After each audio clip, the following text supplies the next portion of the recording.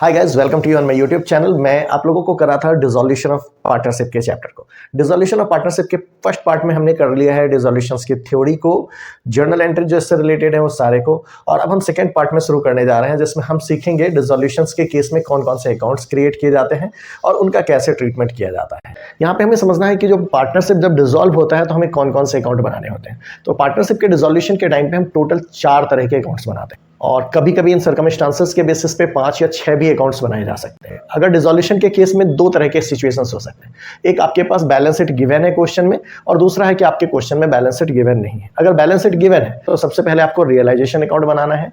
अगर क्वेश्चन में partners loan account दे रखा है तो लोन बाय पार्टनर अकाउंट जो है वो भी आपको बनाना है, और अगर loan by firm to partner दे रखा है तो ये भी अकाउंट बनानी है। तो तीसरी अकाउंट ये हो गई।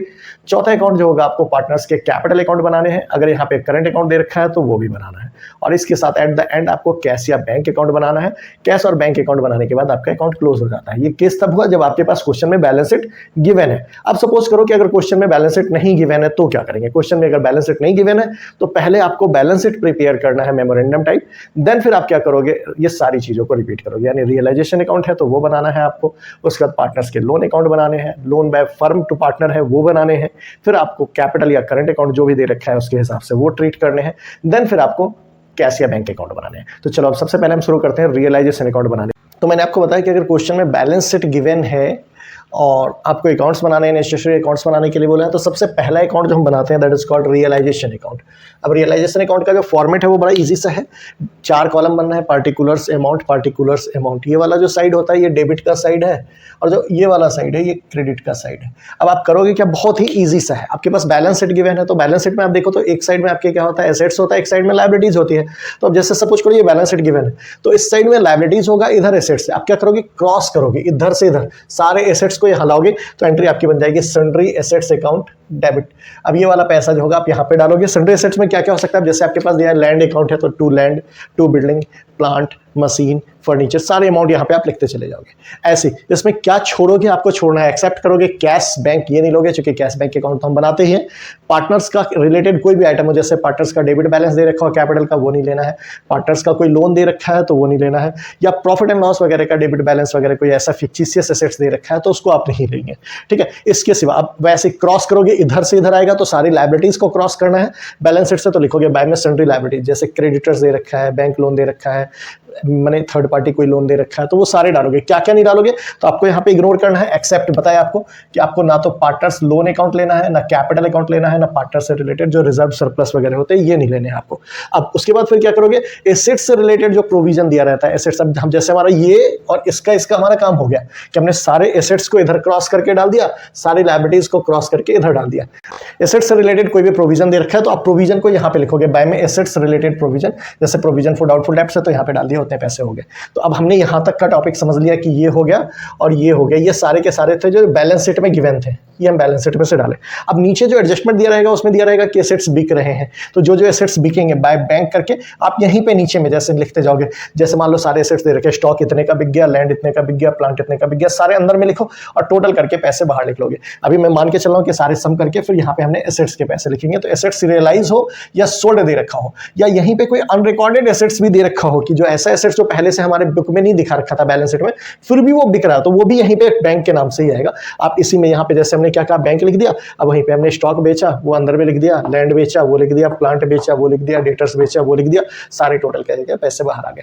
अब ऐसे अगर कोई पार्टनर कोई एसेट्स ले जाता है, assets taken by the partner हो तो फिर पार्टनर का कैपिटल अकाउंट लिखोगे। जैसे मान लो ए ने फर्नीचर ले लिया तो बाय में एज कैपिटल फर्नीचर टेकन पैसे बाहर ले लोगे। बी ने मान लो प्लांट ले लिया तो बाय बीज कैपिटल ब्रैकेट में लिखोगे प्लांट टेकन, पैसे बाहर लिख लोगे। ठीक है, अब ऐसे पार्टनर ने, यहां तक तो हो गया आपका कि पार्टनर ने बेच दिया सारे एसेट्स या पार्टनर ने एसेट्स ले लिया। अब इधर क्या होगा, बैंक में एक डालोगे। अगर कोई लायबिलिटीज को पे कर रहे हो, कोई एक्सपेंसेस पे ऑफ कर रहे हो, या कोई अनरिकॉर्डेड लायबिलिटीज आप पे कर रहे हो तो वो सारे पैसे यहाँ पे आ जाएंगे। तो जैसे मान लो बाय में यहाँ पे डालो, सॉरी 2 में डाले बैंक, क्रेडिटर्स पेड ऑफ हो गया, एक्सपेंसेस पेड ऑफ हो गया, कोई अनरिकॉर्डेड लायबिलिटीज या क्लेम वगैरह है वो पे कर दिए, सारे पैसे टोटल करके बाहर लिख दिया। ऐसे फिर यहाँ पे क्या करोगे, अगर कोई पार्टनर है उसने कोई लायबिलिटीज ले लिया या कोई एक्सपेंसेस को पे कर दिया, जैसे रियलाइजेशन एक्सपेंसेस ए ने पे कर दिया तो लिखोगे 2 में एज कैपिटल ब्रैकेट में रियलाइजेशन एक्सपेंसेस यहाँ डाल दिया। या मान लो मैंने बी ने मिसेस बी का लोन पे कर दिया तो क्या लिखोगे बाय में बीज कैपिटल ब्रैकेट में लिखोगे मिसेस बी लोन, बाहर में पैसे ले लिए।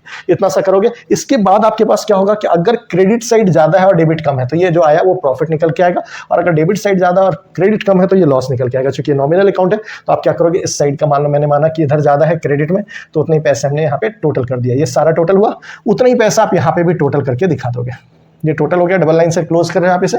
फिर आप क्या करोगे, इसका बैलेंस निकालोगे। बैलेंस कैसे निकालोगे, यहाँ पे लिख दोगे to gain on realisation transfer यहाँ पे डाल दोगे A's capital to B's capital.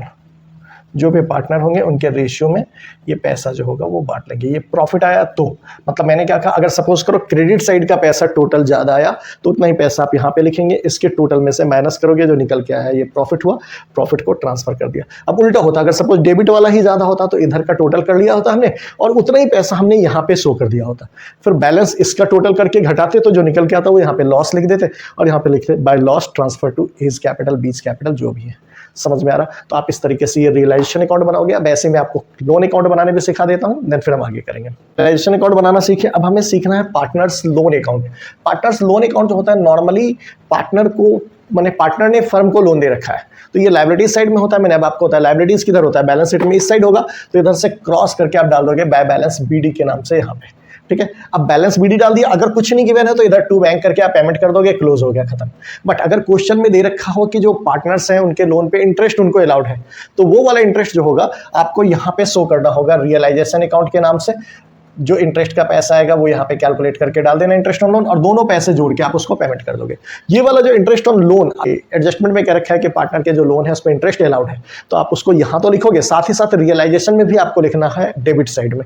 समझ रहे हो? यानी इंटरेस्ट ऑन लोन जितना देना है तो उसको इंटरेस्ट ऑन लोन के नाम से यहाँ पे इंडिकेट कर दोगे और वही पैसा उठकर आपके लोन अकाउंट में आ जाएगा। चलो, अब हमने अभी तक कर लिया क्या चीज, हमने रियलाइजेशन अकाउंट बनाना सीख लिया, पार्टनर्स लोन अकाउंट बनाना सीख लिया। अब इसमें एक अकाउंट और है जो मैंने आपको बताया था कि अगर loan given by firm to partner, यानी फर्म ने ही पार्टनर को लोन दे रखा हो तो ये वाला लोन जो होगा, जैसे मैंने कहा कि पार्टनर्स का लोन जो होता है वो कहाँ पे दिया रहता है, वो होता है लायबिलिटीज साइड में। लेकिन अगर फर्म ने पार्टनर को लोन दिया है तो वो एसेट साइड में दिया रहेगा, उसका अकाउंट भी हमें बनाना है। चलो वो भी सीख। अब ये केस है loan by firm to partner. Loan by firm to partner का मतलब क्या होता है कि पार्टनर को फर्म ने लोन दिया है। अब ये वाला दिया कहाँ पर रहेगा, तो बैलेंस शीट में ये एसेट साइड में दिया रहेगा। आप वहां से क्रॉस करोगे और क्रॉस करके ये पैसे को यहाँ ला दोगे टू बैलेंस बीडी के नाम से, यानी एसेट से इधर, तो ये बैलेंस बीडी हो गया। अब क्वेश्चन में अगर गिवन है कि उसने लोन को पे कर दिया तो बाय बैंक अकाउंट करके डाल दोगे। कई बार क्वेश्चन में ये कहा रहता है कि उसके जो लोन है उसको हमने उसके कैपिटल में ट्रांसफर कर दिया, यानी पेमेंट नहीं करा रहा है, तो आप यहाँ पे वहां पे अगर वैसा केस होगा तो आप उसका नाम लिख दोगे पार्टनर्स कैपिटल अकाउंट। समझ रहे हो? मतलब एक मोटी मोटी बात समझ लो कि अगर जैसे ए का लोन दिया है, ए लोन, तो हमने यहाँ पे बैलेंस बीडी डाला, बैंक डाल दिया, पेमेंट हो गया। अब अगर कह रखा हो कि ए का लोन जो है उसको हमने ए के कैपिटल में ट्रांसफर करना है तो लिखोगे बैलेंस बीडी में तो ए का लोन जो पैसा दे रखा है 10,000 20,000 वो, और इधर टू में एज कैपिटल करके डाल दोगे और फिर वो पैसा जो होगा उसके कैपिटल अकाउंट में ट्रांसफर हो जाएगा। तो अब हमने सीख लिया रियलाइजेशन अकाउंट बनाने को, पार्टनर्स का लोन अकाउंट बनाने को और loan by firm to partner ये अकाउंट बनाने को। अब हम सीखेंगे कैपिटल अकाउंट और कैशिया बैंक अकाउंट बनाने। ये हम सीखते हैं नेक्स्ट पार्ट में। मिलते हैं अगले वीडियो में। Wish you all the best. इस तरीके से आप इसको तैयार करो क्वेश्चंस को और फटाफट इनका स्क्रीनशॉट लेके आप नोट्स बनाओ। नोट्स बनाओगे तो आपके लिए बहुत आसानी होगी क्वेश्चंस को बनाना। ये ध्यान रखना, रियलाइजेशन अकाउंट अगर आपने सही तरीके से बना लिया तो आप यकीन करो कि आपसे क्वेश्चन बनने की प्रोबेबिलिटी जो होंगे 60 to 70% ज़्यादा हो जाएंगे। यानी जो गलतियां होती है मोस्टली रियलाइजेशन में होती है, बाकी अकाउंट्स तो बड़े आसानी से बन जाता है। तो हम नेक्स्ट वीडियो में मिलते हैं। नेक्स्ट वीडियो में इस टॉपिक को कवर करेंगे जिसमें हम कैपिटल अकाउंट बनाना भी सीखेंगे और साथ ही साथ हम पार्टनर्स के जो कैश अकाउंट और बैंक अकाउंट बनाने होते हैं वो भी हम बनाएंगे डिसोल्यूशन के टाइम पे। Wish you all the best. Bye.